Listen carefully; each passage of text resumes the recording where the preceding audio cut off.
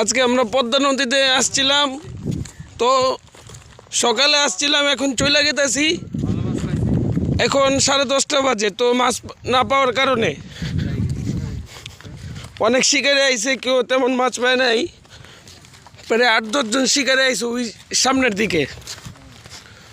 পদ্মার পার দেখতে খুব সুন্দর, কিন্তু মাছ পাওয়া যায় না, এই হইল দুঃখের বিষয়।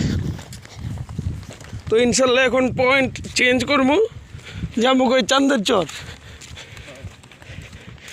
নুর ইসলাম ভাই বড় শিকারি, মাছ পায় না পায় থাকবে। আর ওই যে একটা পাগলা শিকারি, হ্যাঁ দ্বিতীয় পাগল, আর আমি হইলাম আরেক পাগল।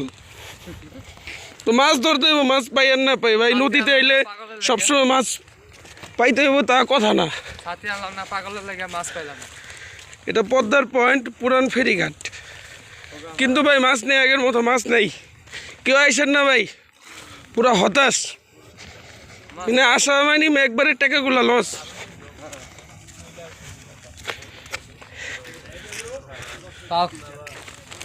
লোকজন তো অনেক অনেক কোথাও প্রচুর মাছ পাওয়া যায়, আসলে তেমন মাছ নেই। এই পয়েন্টগুলো দেখছেন, এইসব পয়েন্টে কি মাছ থাকবো ভাই? কোনো কচুরি বানার ছোপ নেই, কিছু নেই। আসসালামু আলাইকুম।